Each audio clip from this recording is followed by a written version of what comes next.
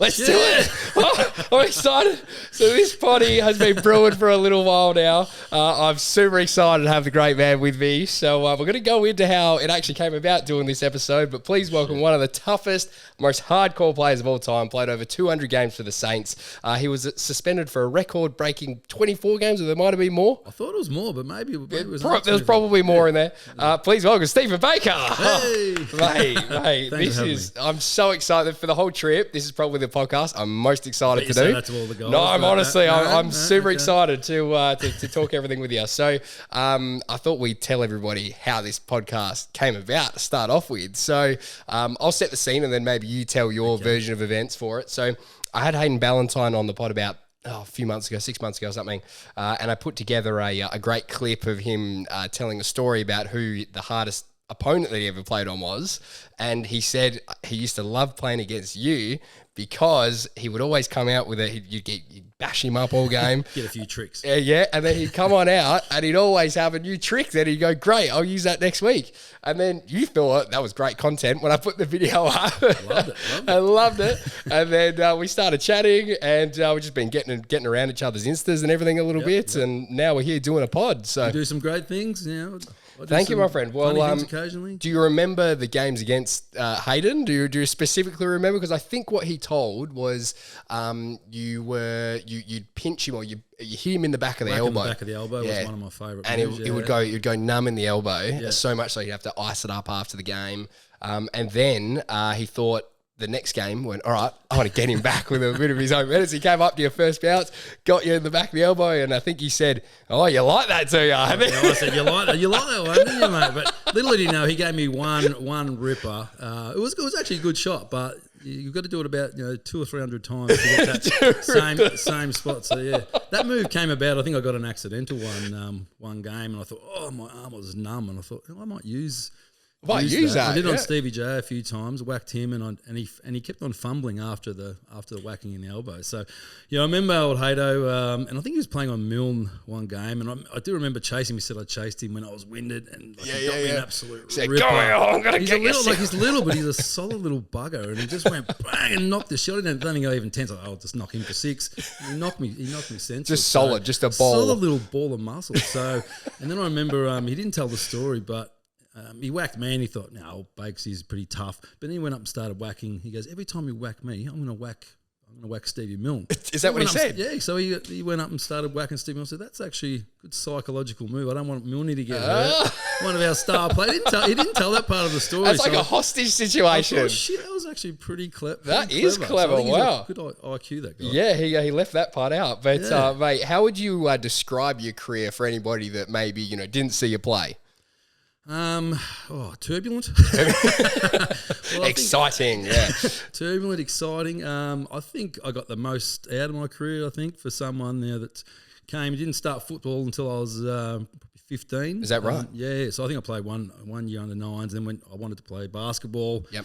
NBA career didn't really happen. Kept on getting fouled off. Didn't really suit the old people. It's a bit hard, when you're fouled off in the first 5 minutes. So. Yep, got ejected from the stadium a few times. My brother dragged me to football, but so the skills weren't very good early in the career. So I remember the Saints guys said, look, we're too scared to put you in because you couldn't kick. Mm-hmm. We weren't even a very good handball, which handball wasn't that hard, but I was still struggling at it. So, the earlier in the career was struggling, but I think got the most out of the body and the my skills, little as they were at the start. So I was happy. Yeah, great. And then who actually got you into footy to begin with, and where did you grow up as well before that even? Yeah, so I grew up in Colac. My brother Mick. So I used to have a kick at footy with him if he'd play basketball with me. He was 2 years older. Yep. So he'd kick my ass in basketball, so that would absolutely piss me off because he's a bit bigger than me. So I think I tried out for under 16s Victorian side in basketball. Got down to the final stages, then got cut. Yeah. So you're pretty handy basketball. I was okay. Wasn't the greatest. I didn't get in the Vic side, but loved it. Trained nearly every day. Played for the local Colac Cookers. Great. And then the Kookaburras, good tough name. That sounds like another group of people down there. Yeah, another group. And then the bro dragged me to football. It was under 17s, and we won a few games, and then played in the seniors. Won a flag together in the South Colac seniors '97. Still got the tattoo on the arse. Amazing. I won't show you that one. And yeah, just played Geelong Falcons. Didn't get a game all year. I nearly quit a couple of times. It was just before the finals. Got the job as a tag of the football manager, and the coach Mick Turner pulled me aside and said, "Well, do you think you can play on someone?" They loved my tackling and they loved my effort at the ball, but I couldn't kick and handball, so there's a bit of a liability going into the game. I said, "Yeah, I can take on someone." There was a guy averaging 40 possessions, and yeah, fair to say I did well at that tagging job. I think he came off with a bit of a bloody nose, not many possessions. I got the game ball. Job done. And, I was so happy winning the game ball. And yeah, played a few Falcons finals game. We got into the grand final, and yeah, luckily enough, right place, right time. John Beveridge, the football manager, or the football recruiter for St Kilda, was in the stands. Saw a guy with a ponytail. Did you have a ponytail? Had a ponytail, skinhead undercut. Unreal. I think he was very fashionable now. Yeah, actually, it's coming back. Yeah, it has. Yeah, all the good-looking guys are in there. Yeah, they are. And yeah, he said, I think he might have been there to watch my opponent, and then I kept on. The ball just bounced my way that day, And he just smoked him. I think I've had about 25 handballs and one kick because I was too scared to kick, and got the call up as the St Kilda tagger. So it was all amazing, very quick. So was that sort of, you were drafted though? That was like the 98 draft, hey? Yeah, 98. No, it was a 99 draft, I think. Or I had 98. It might be 98. Yeah, I played 99. Yeah. I think I know you know my better career than better than me. Yeah, so got drafted. I think it was pick 27. Yep. 27. So I wasn't even, I remember being hung over on the couch and just not even going to look at the screen until it was like pick 80 or 90. I had a few mates out for a few beers. Oh, imagine if Bakes got drafted, it'd be so funny. And I was asleep, and I heard this big eruption, and looked up, and my name was just flashing off the screen. So I didn't know where I went. And then Mum was yelling at me, "There's someone on the phone, Tim Watson." I thought it was all. I think, what is happening here? And all of a sudden, I'm talking to Tim Watson, thinking it's a joke, but shit, it actually sounds like him. So it was all happened very quickly. That sounds like just so exciting and turbulent like that, just straight in. Yeah, well, obviously you were such a natural talent at it. That's unreal that it all just kind of fell into place like that. Yeah, so I think that's lucky for that tagging role. Otherwise, I might have missed the opportunity. Yeah. So, like, did you actually go and do like any of the draft? Did they do draft testing and all that sort of stuff? If it was just more based on your form of whatever level of football you were playing before that? Yeah, there was no. I think I went to try out for one team. Can't remember, North Melbourne or something. But yeah, didn't really expect to get drafted at all. So I was I was going to go back and play the local footy forever, and no dreams. My aspirations weren't to play AFL. Amazing. It's amazing. It's all worked out. My brother wanted to play AFL, and I sort of snuck in there, and I think it was a bit of a fluke, but... Unreal. Amazing. And then the coach at the time was Tim Watson? Tim Watson, yep. How did you get on with him? How was that? He obviously saw something that he really liked in you to draft you, though. Yeah, I think the recruiters saw, the effort, and obviously got a bit of the ball in the grand final day. But Tim Watson, we had a bit of a frosty start. Yeah. We had I think the training session was meant to be 7 a.m. on the Saturday. So this is like first day? First day ever, meet the coach, train. You want to do a good impression. Yeah. I think we had the meeting at 7, training at 8 or something like that.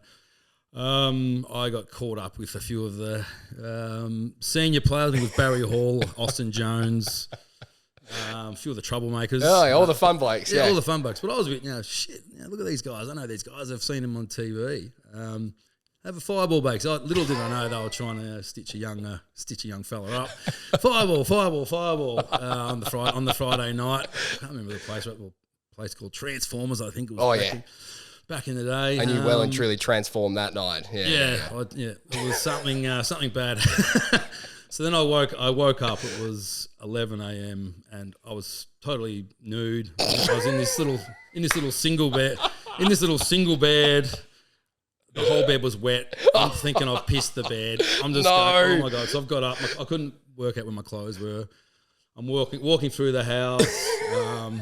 I think it was Barry Hall's girlfriend at the time. Says, "What are you doing?" I said, "Oh shit, I've covered up." I said, "I don't know where I am. What is going on? What is happening?" And she goes, "Oh, yeah, Barry, he threw a bucket of water on you about 4 hours ago because you had training." That makes sense. Yeah. I remember looking at the clock; it was 11. I couldn't even. I thought, shit, I'd forgotten I'd had training that morning. But yeah, long story short, I'd had 45 missed fucking calls on my phone. Thinking, no, that's good. I've rang everyone. No one's picking up the phone. So and I had a call as I was looking at my phone. It was a fitness guy. So I've had to, and I was living just up the road. Like I was literally 2 minutes from the club, but Barry Hall lived like the other side. So it took me half an hour. So he obviously went to the training and just left He went. there. And that is Barry Hall. He could have picked me up. The big fella could have picked me up and put it over his shoulder. Easily. Apparently threw a bucket of water on me and I didn't move. So I was in a different world. I was in a world of hurt. So that's unreal. Yeah, rocked up for a training session. He's big fish. I can't remember his name now. The training guy, and went through a 2-hour grueling session, guts thing, spewing in the bin in the gym, and then walking back home. I've done plenty of them as well. That's all right. I was a night, and I had a host family, Mick and Kazza, and they lived just on Linton Street, just up from the ground. So I was like dragging my bag along up. It was like a 200-meter walk, and I barely got there, spewing on the way there. Thinking no, it was like a Saturday, and I'm thinking I know. And the next training was on the Monday, so the whole weekend went through. I was just thinking, I haven't met the coach, missed the training session. He'd be seething away all weekend about it. Just stewing, and Sunday I'm trying to ring people. No one's out. I'm just felt like a bit of a leper, and no one wanted to talk to me. I'm thinking. Yeah, but then on the Monday, I remember I got through the whole training session. Tim Watson wouldn't look at me. It was a grueling session on the Monday, and then at the end of the session, and Austin Jones, Barry Hall, if you do that again, you're back in the twos, and I won't swear, fucking little prick from Colac. Do that again, and you're on the train back to Colac. And then he's looked around and he goes, "Get a fucking haircut." Because I had the ponytail and little skin there, I looked like a fucking idiot. And that was it. So the next day, you sound like an absolute winner. Yeah, absolutely. Well, they've gone, we've got a beauty here. It was a tough start, but I shaved the head that night, shaved my long hair off. That's amazing. And I was in the front row the next day. That's so good. That's so good. And tough then start. That's a great start. That's iconic. That. So that was the coach. What about the players at the time? Who were like the guns when you were first walking in? I remember jogging around on that Monday. There was Robert Harvey, Stewie Lowe, all these people. Yeah, and I knew Robert Harvey, and I wasn't really a football fan, but I knew these guys, and they're the best of the best. And jogging next to Robert Harvey, I think, amazing. And still at the time, I'm thinking, I've just fluked my way here. I'm not ever going to play in the seniors here. I'll just I enjoy the moment, and didn't take it too seriously. So it was pretty weird jogging next to those players. Do you reckon that kind of like helped you get games and sort of feel comfortable with getting into the AFL system, that you weren't actually you didn't have that much pressure on yourself to do it? Well, I just thought I'll have a crack in the reserves and see what happens. But then, I think it was the second game. I think the seniors got walloped by over 100 points or something, and I'd had a lot of tackles in the reserve, so they put me up for I think it was around 2 and 3 in my first year. But didn't get much of a game. I remember I missed one kick to Robert Harvey, kicked it about 10 metres over his head. That was my only memory from my game one. The rest of it was on the bench. And played another game on the bench, and then I got taken out. That was back in the day where you would just be on the bench for the whole game. That doesn't happen now because you have to get out and get everybody going. But if they just wanted you off, you're on the bench. I was on the bench most of the game. So that's unreal. And then you made your name as, like you said, a tagger. Obviously you were sounds like it was recruited and gone, yep, we've got Bakes, he's going to be our tagger. Who was your first job that you went and... Buddha Hocking, he was the first. So I think I played the round 2 and 3 and then didn't get another game. I think it was towards the end of the season. But then, I remember he was brutal. He was doing all the stuff that I was doing end of my career. I just walked up to him and he just went smack and hit me straight and my eyes watering. I just couldn't see the prick for a while. I'm trying, where is he? And then, but I ended up doing well. The ball wasn't bouncing his way. I don't think I beat him, but I think I beat him. But the ball wasn't bouncing his way. Yep. I was in the right spot at the right time a few times. Kicked 2 goals. Amazing. I couldn't believe. That's awesome. I'd kick it off the side of the boot and they were just going through. But after that game, I think that was, I'd beaten him. He didn't have many touches, and then that was where it started. That was my in for the team, and I didn't. I played every game the rest of the season. So who were the guns that you played on? Who's the hardest ones that you've had to match up on, or toughest games that you've had against someone? Ben Cousins. I just remember him running one day and just his gut running. So I wasn't naturally fit, and I was still a bit of a troublemaker early in my career. I'd still go out on the weekends, so I wasn't naturally fit. But I just remember he just ran me to absolute death one day. I was throwing up after the game, but he would just gut run from one end of the ground to the other. I'd be like a trailer trying to hang on. The trailer would snap off, and he'd be 50 metres ahead. I'd pray he didn't get the ball. The ball wouldn't bounce his way, and I'd get on him and go, and then the ball the other way, and he just run goes straight up 150, and it was just like that all day, and it was just so Cousins. Then there was like the Jards and the Ablets, which always up there. You're always got to be switched on, and gut running as well. Stevie J, always got to be concentrating on him. He was probably one of my toughest opponents. Hayden, I've got to give him a mention as well. He gave me a mention. But I love the brutal battle with him. But yeah, that was some of the top names. That's unreal. So there was a story that I heard, was it early on, that you maybe wrote, was that the training story that you were saying? Oh, with Timmy. Yeah, that's the training story. Missing Great. the training story. Great. Making sure there wasn't any other one that I missed. Good. So like, you're suspended for 24 games or maybe more. You must have just been playing the game and just been going, yep, straight to the office Monday. 9 or 7 or 4 or 3. Yeah. There's got to be more than 2. There's got to be more. 15 times reported. I think I was 15 out of 15. I think I was the only one. As in you were convicted 15 times. Yeah, so I got reported 15 times, and I think I appealed most of them, but I think I got 15 guilties. Right. 15 out of 15. Well, it's always worth trying. It's always worth. That's what I thought. And I always thought I was hard done by with the AFL, and they didn't want me playing, so I was always in there, poor Stevie. Yeah. And were you just like straight into like the office Monday? You're going, yep, cool, straight in. Oh, yeah, it was me. Yeah, great. But a lot of the ones I got reported, like I got done for attempted striking. I don't know if anyone's ever been done for attempted, like I had a jumper punch and missed the guy. I got 2 weeks for attempted striking. I didn't even hit him. And the other one, there was no footage with Jeff Farmer. I got 7 weeks. I remember that one. Probably would have got 10 if there was footage. But I shouldn't get 7 what for did no you do? footage. Tell me. What did you do? What happened? Well, the tribunal story was that he's still not guilty. So I was like, the ball was on the other side of the ground, and I think I was later in my career, I was getting a bit slower. Mm-hmm. So I was in front of Jeff by about 5 metres, running into their forward line. They had the ball up the other wing, and I'm thinking there was no one else in their forward line, but down the wing, and he's catching me really fast. So I was full pelt trying to stay in front of him, and I said, he's going to just overtake me. Take an easy mark. Bad for the team. Yep. I'm going to try and stop this now. So I turned around. Just being proactive. Yeah, I've been proactive, coach. That's what I thought. I thought I'd be proactive. I read what was happening in the future. I thought I can stop this now. So I turned around. I did face him and just give him the biggest headbutt. I just remember I hit him perfectly. I got a very hard head. It was too big to bone up here. Reinforced. And I just went bang, and he was still watching the ball on the other side, sprinting flat out. So he didn't sort of see me coming. So sorry, Jeff, but me and Aaron Hamill were trying to get you for years. Yeah. I think we had a bet. I think we had $100 bet. Who could get him? Don't tell him that. So I had Ryan Crowley on this a little while back, and again, one of my favourite ones I've done. And he was telling us some of the little tricks of the trade of being a tagger. So I want to know what was in Bakes' bag of tricks. Well, what were some of the things that you do regularly, and also how would you kind of like prepare for playing on someone? Well, there was a few. There were obviously the dirty ones get a lot of attention, but I like to think that I was pretty witty with the way I went about things. Like little ones I used to do, little punches in the guts, not with a closed fist, just every stoppage, just to put them off their game. So I'd give them a little push some area, push some area.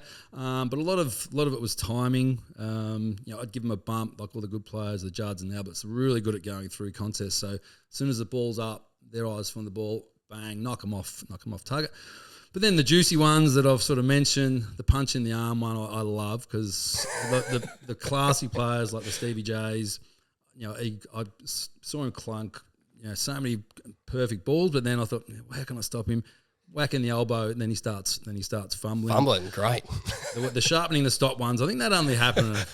All right, so a couple of times. Just to set this story up, because this is also going to be good. I was when we were talking about coming and doing it.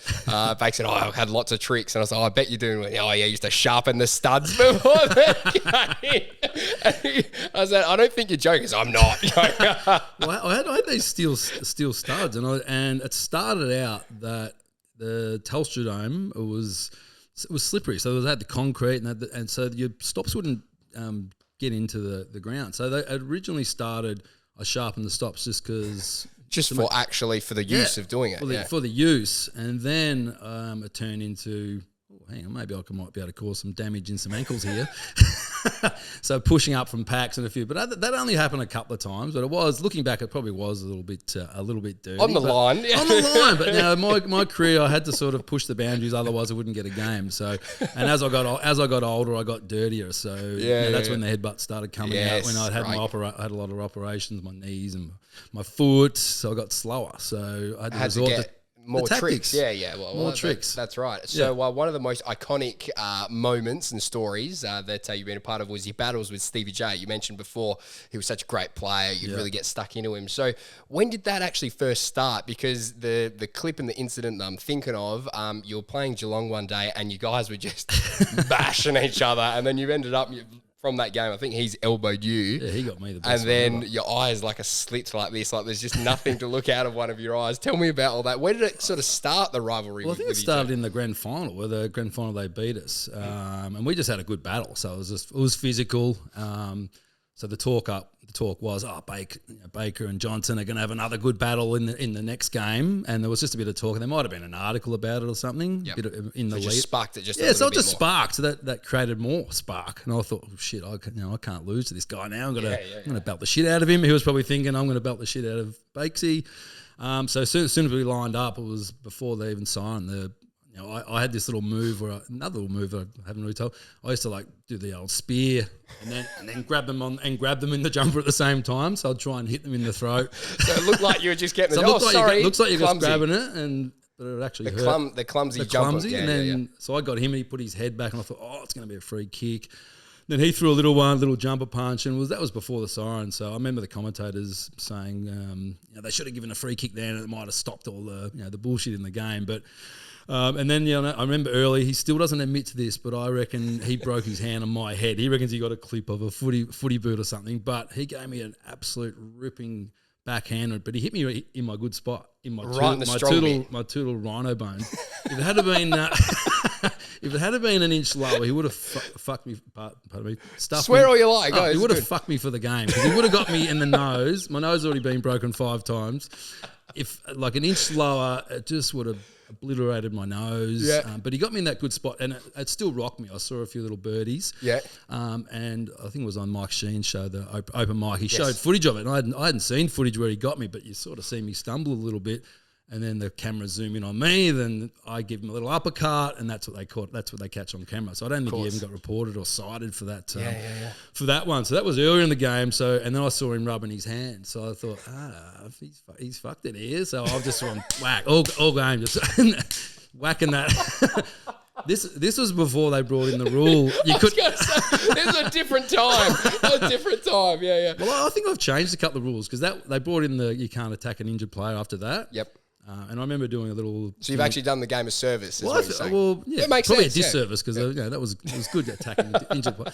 And another one, I think, when someone handballed the ball and you drag them down, now it's 50 metres. I remember saying, I can't remember the coach at the time, I think it was Grant Thomas.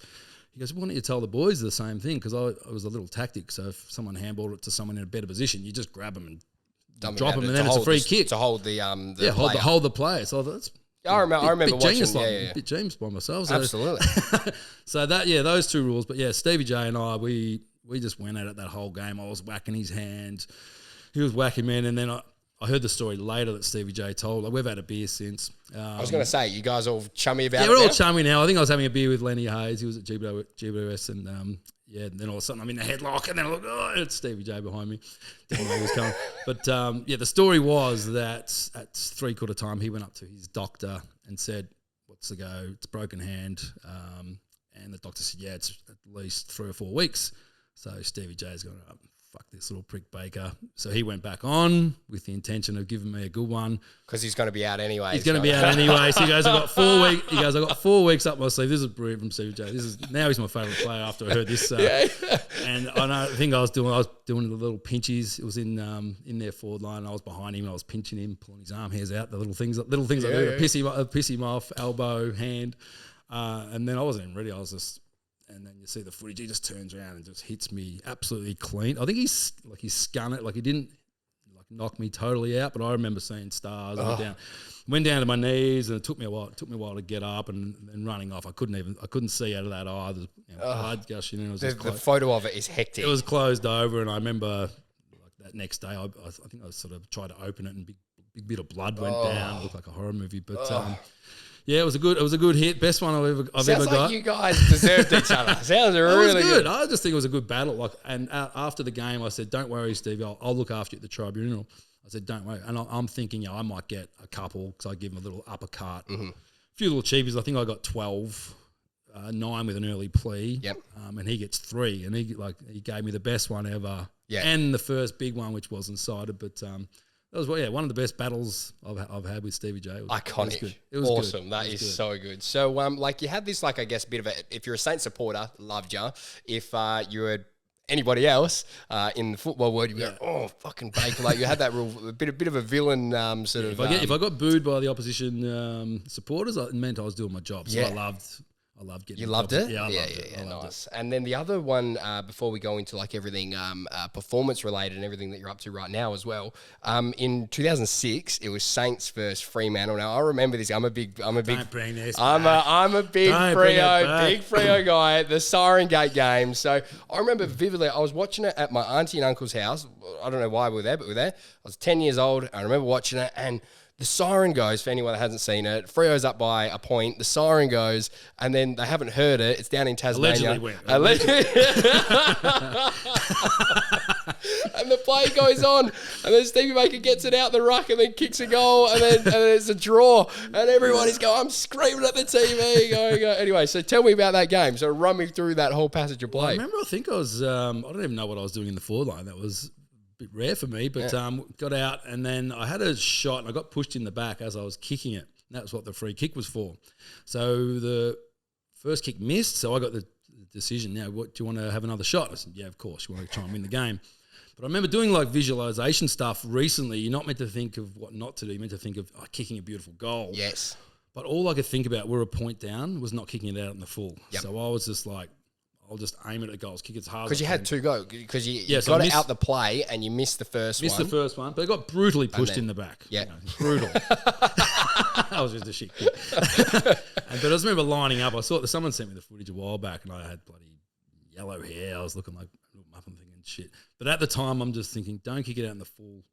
Where I should have been thinking, line up. The wind, it was a gale force wind. Yes, yeah, Tassie. Tassie going across. So I should have lined up, left gob. But I just remember thinking, don't kick it out in the full, and then you might get carried off with your teammates. That was my only thought at the time. I didn't even think about, where to kick the ball. Yes.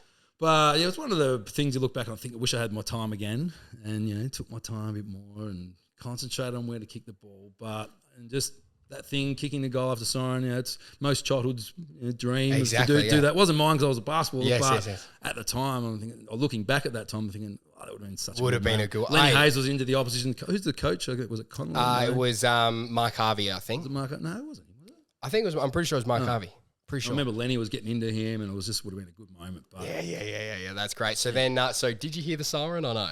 No, you didn't. No, the crowd was like psycho. So I think, no one. I don't think even the players heard it, but they got told that it was 3-2-1. So they got told by their runner. So I don't think anyone had heard it. And I think they've upgraded their siren. Oh, that's awesome. That's such awesome. And shit. You have to look back. I have to get the clips up and do it all up because it's iconic. What a great, unreal passage. But anyway, so your coaches that you played for, so there was Watson, Malcolm Blight, Ross Lyons, some pretty hectic coaches. Did you have any stories either from Malcolm Blight, or did you get on with Blight? Did you get any sprays from him or from Ross as well? Malcolm Blight, I didn't really get along with him. I think he liked the socks up players and the flashy players. Which wasn't you. Yeah. Wasn't me. I remember he got me out in front of the boys one day and he's like, Bakes, how do you do a balk? Have you ever done a fucking balk in your life? And he's like, this, that, and the other thing. Oh, no, you go, you don't. You just bulldoze people. I want you to get out in front of the balk. So he sort of belittled me in front of the boys, trying to get me out and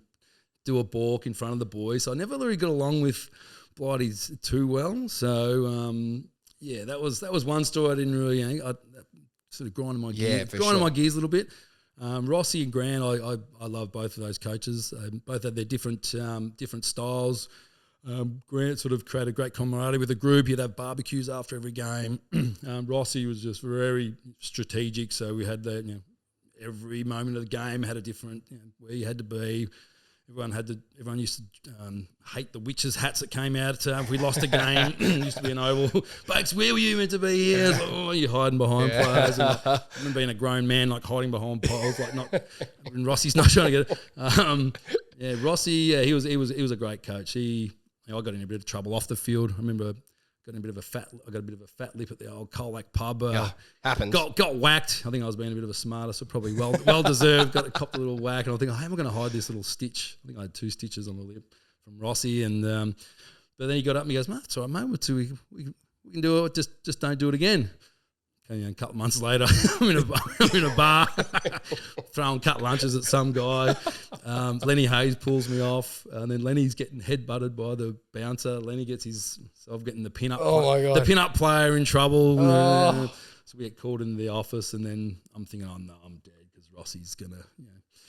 He said not to let this happen again, but then he goes, and there was footage at the nightclub because I told some story which wasn't really along the lines of what happened. And he goes, mate, we got footage.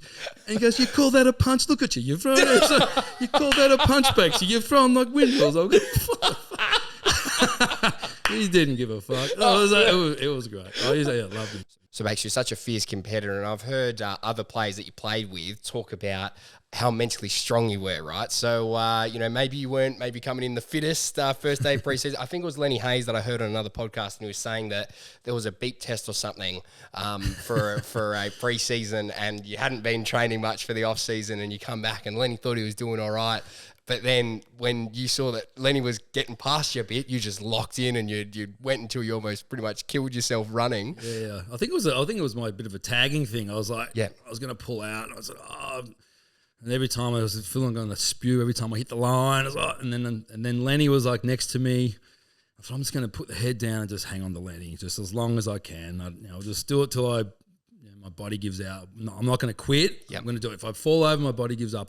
That's all I had. So I think I did have a strong mindset. So that was it. I just tacked on to Lenny a little. Yes. He was on my side. He was always a little bit, maybe half a foot in front, but I was enough to get that line and get there. So I hope, that's the one he was talking about. But and then how do you actually get into that like mentality and that approach when you're looking at your career and fitness and holding your spot in the team? What were you kind of thinking at the time, and where did that sort of drive and motivation for you come from? I'm thinking if I didn't have that strong mindset, I probably wouldn't have lasted long. So even though my professionalism wasn't the best, I always say that Lenny brought me up. We became great mates, probably best mates pretty fast. I dragged him down a few levels, but he dragged me up. So I was like, maybe we can meet. But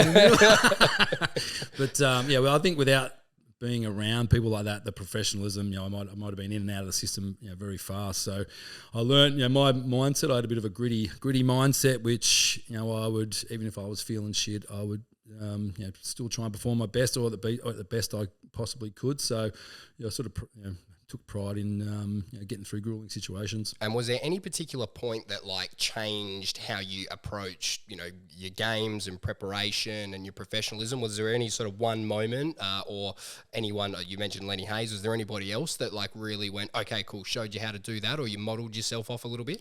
Well, Stewie Lowe was early on, so I lived with him for a couple of years. Sort of he was always bagging my professionalism, so I sort of listened to him a fair bit. But it was more trial and error. I think once you've been in the system for 5 or 6 years, you sort of realise that everyone's trying to get a 1% edge each season. So if you're dropping off, you're going to be out of the team. So you always had a few stern words from the coaches, especially if you get caught being out on the piss or something. Yeah, a naughty boy.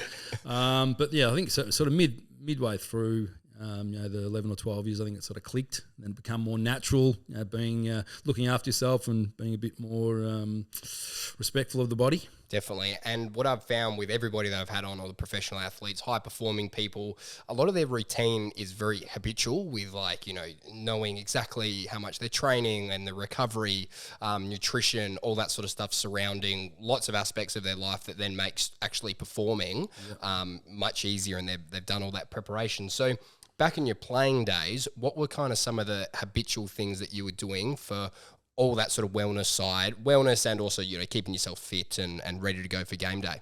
Yeah. Well, probably didn't have I didn't have a morning routine back then. I've got more of a morning routine now because I realise how important it is to start the day. I watched yours this morning, eating the eggs, exactly right. habitual routine.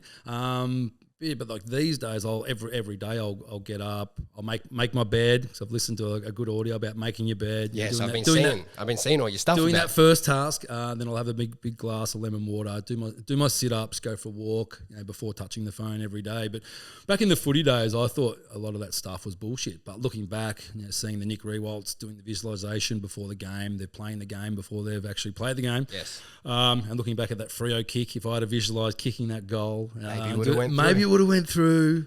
If I had a bit, controlled my anger a bit better, maybe I not have punched so many people and played a lot more games. So at the time, I was thinking it was all sort of airy-fairy bullshit. But looking back, I'm thinking this is why the top-tier players are doing that. The Nick Riots and Lenny Hayes' visualisation, the morning routines, their journaling, all these little things that I thought, that's a bit weird for a big, tough footy player to be doing. But looking back, I'm thinking I wish I'd have adopted those things earlier because now with my life sort of getting into routine, it's very important so you don't slip into bad habits. Absolutely. And so when you're sort of coming towards the end of your AFL career, how did your sort of retirement come about? How did you know that you were done? How did that all pan out for you? Well, I knew I was probably a couple of years away, but Rossi Lyon, I got the tap on the shoulder. It was about halfway through the season, and I was still playing great footy. I don't think I'd been beaten that year by anyone. I found out later I was coming second in the best and fairest. So to get the tap on the shoulder, it was a bit of a shock. Pardon me, are you sure? Yeah, I was like, Ross, are you sure, mate? I'm playing pretty good footy. But there was a bit of a clean out. I think it was 2011, clean out of all the older players. So I understood their reasoning, but then I was like, oh shit, now what am I going to do? I was going to play for GWS, but there was two veterans that came in before me and lost my spot there. So now I'm playing in Craigieburn. Yeah. So I slipped back into bad habits pretty quick. I was on the piss every weekend. But yeah, so it was a bit of a tough time when I finished footy. I lost the old man that next year. So a bit of a dark time the following year after I lost footy. But so I think getting out of that and using sort of fitness and your football, surrounding yourself with good people, get yourself out of those dark holes when you're in them. Definitely, and we've connected via seeing each other's stuff on Insta, and I've been loving all the motivational stuff, all the habitual things you've been putting on, all the messaging behind it. It's great. So that sort of period leading out of football, like you said, it was quite sort of turbulent and going, oh, what am I going to do with career wise and how you're handling that and all that sort of thing. Was there a point that you kind of went, all right, cool, I need to start making some of these more positive habits, and what actually were you doing? When did that start? Yeah, well, when I finished, as I said, when I went through the dark time, the year after footy, there was probably year I was playing Craigieburn, and you think like, I'm enjoying life, getting on the drink every weekend. The Saturday night would turn into a Monday sometimes. Yeah. You sort of at the time you don't really realise you're in a bit of a dark place until you sort of look back on it. And then had a similar time last year when I lost Warnie, fell into that dark hole, didn't want to leave home. The drinking, the bad food. I remember looking in the mirror last year, going, holy shit, my belly's hanging over my pants, or my skin's gone crazy with rashes. I was looking in the mirror going, geez, who are you kind of thing. So I was like, I think it was New Year's, got on the piss on New Year's Eve. I was with Jackson Warren, Shane's son. He was off the piss. He was doing everything opposite to what I was doing, using it as a positive, trying to live life in a positive way, get fit, healthy, the way Shane would have wanted. So that's what I've done this year. Got off the piss at the start of the year. Started getting in a morning routine, passing on some motivational things that I've been learning along the journey. I've started reading books for the first time in 42 years. Wow. Whoa. It was like my sister sent me a few books, and she goes, "You actually going to read them?" But yeah, I'm actually. Started reading one called Grit, and now just really getting in the mindset where I can pass on my learnings to others. I was into a spot in my life thinking, my fitness days are over. I've had a hip replacement, all these operations. I had an excuse for being lazy, but surround yourself with some people that don't listen to that bullshit. Like Matty Ferguson, my mate, he's like, no, mate, there's people doing Ironmans with bloody one leg and hip replacement. What's your problem? I think come for a run. So we went, started a 2K run, went to 10K run, 20K run. We're booked into a half Ironman. So it was my mindset, which I sort of took pride on. It was taking a bit of a hit, and I was believing my own bullshit. So, yeah, starting to snap out of that in the last 12 months, and never felt better. That's amazing. And like I said, I've been loving watching the progress and the journey, and you passing on all of those bits of advice, and so much so that you've now started a career in motivational speaking. You're just telling me that you're starting to do some talk soon. Yes, I've just booked my first gig next week in Frankston. What's it called? What sort of stuff do you go through? It'll be how to get a grittier mindset. So I'm going to be doing a course, getting a grittier mindset in 30 days, and how that can impact your life, not only physically but mentally. Everyone's going through stresses. Everyone has highs and lows. Everyone loses someone they love, has a breakup, loses their job. At some stage, we're all going to go through shit, a bad diagnosis. So having a grittier mindset, I think back, I had a grittier mindset. Growing up as a little kid, I was always the shortest in the class. So I always had to fight for my position. So I think I had a bit of a grittier mindset than most growing up. But thinking, in the last couple of years, going through some tough times, or even at the end of the footy, if I didn't have that gritty mindset, I don't know what would have happened. I could have went on a downhill spiral. I've had a lot of friends go through some bad times, and thinking a grittier mindset might have helped me get through that stage of my life.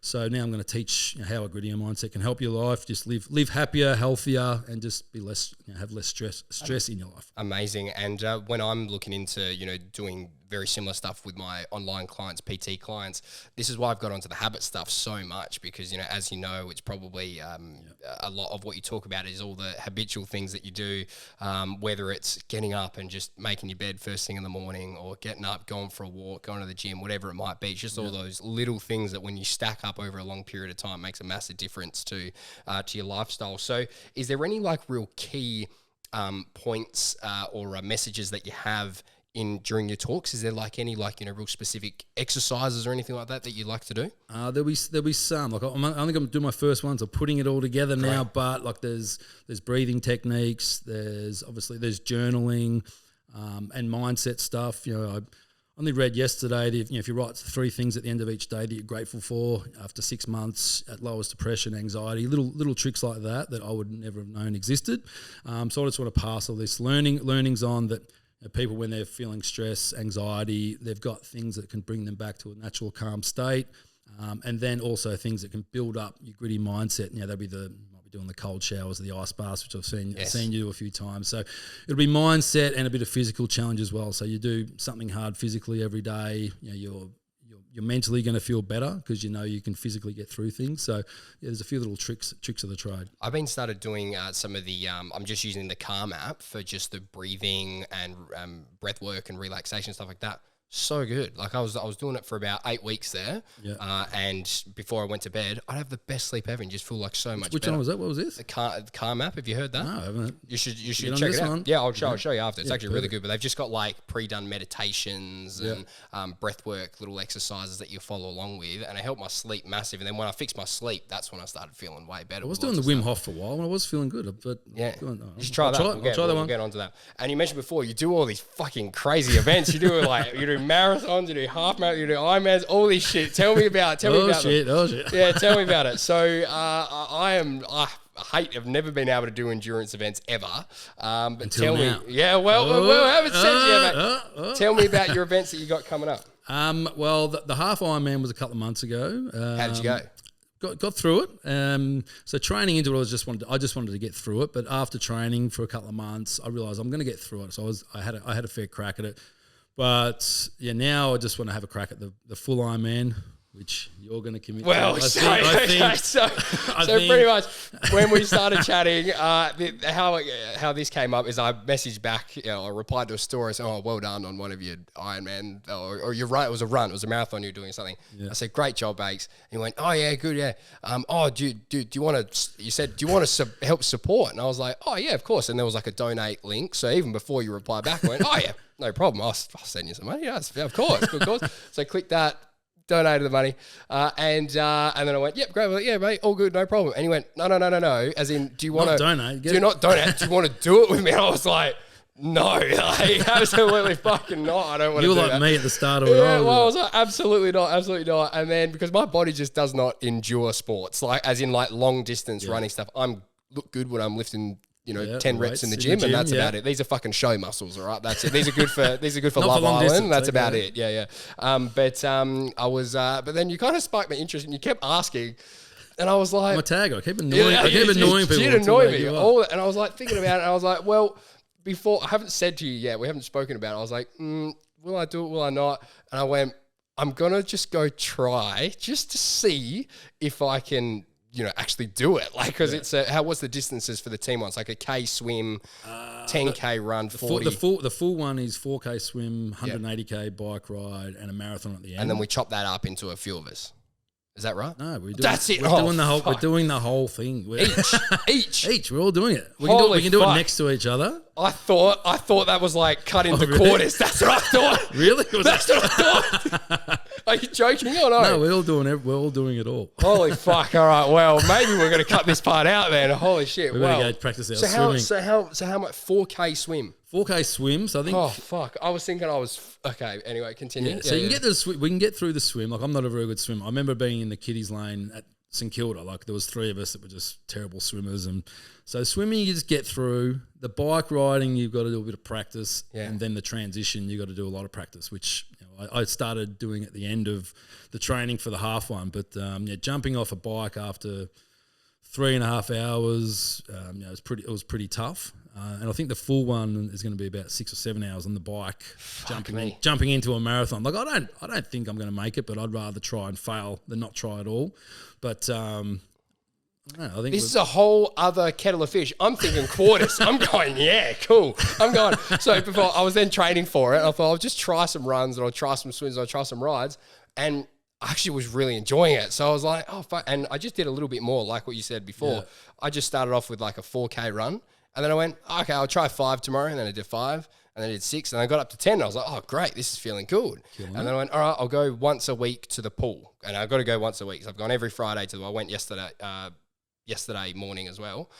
And I was like, great, get in there swimming. The swimming's progressed so much. How far we got on the pool so far? I've got 1.3 Ks. 1.4 yesterday. Yeah, that's good. And I was very boring in the pool, looking at the line. Yeah, it is a bit. I actually quite enjoy it. I used to do a bit of swimming like back in school and whatever. So I was like, oh, this is progressing good. I was like, fucking flying. I'll try the bike. The bike's not too bad.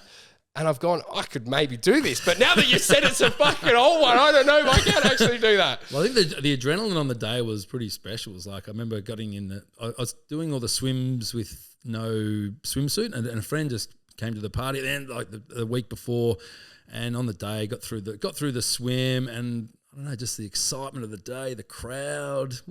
We'll get you up. We'll get over the line together. Okay, so we're doing it. So we'll be literally running and doing everything together. Yeah, we'll go. So how many of us is there?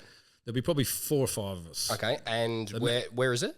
Bustleton. Is it Bustleton? WA. Yeah, great. I thought it was the Bustleton one. Everyone, when I was sort of talking about, everyone was like, "Is it the Bustleton?" I was like, "I think so," but fuck. I'm like, fuck. Even this way. I should have.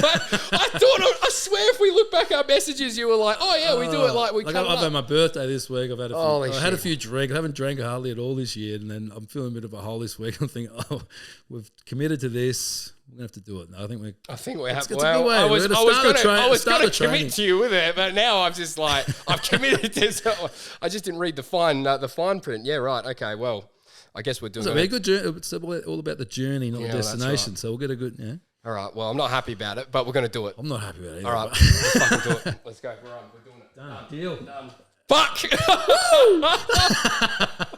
Oh, mate.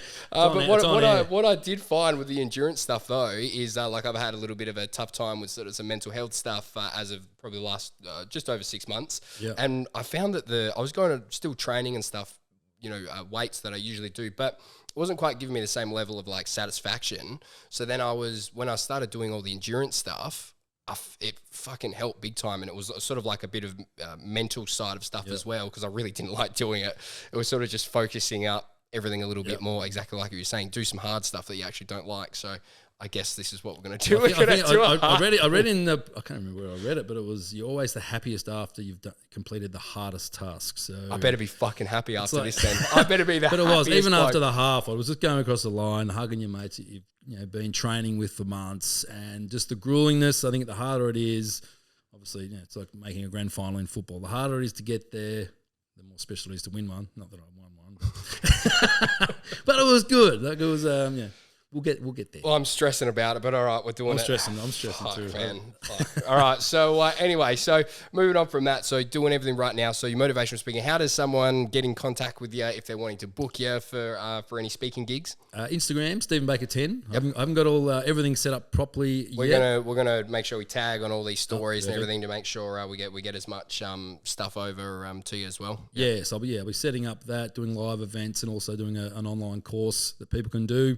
if they can't get to the event. So sweet. Thanks for the shout out. I think we're going to have to definitely do another one of these a bit further down once we get into training and everyone have to talk about exactly what I'm going to have to do now because this is a whole nother thing. We'll have to break down. We'll have to break down the 4K. I'm actually this has actually ruined my day. This now, mate. Thank you so much for coming and doing it. The podcast has been awesome. Good to actually finally sit down with you in person. Let's do this fucking event, I guess. Thanks for having me. Let's do it.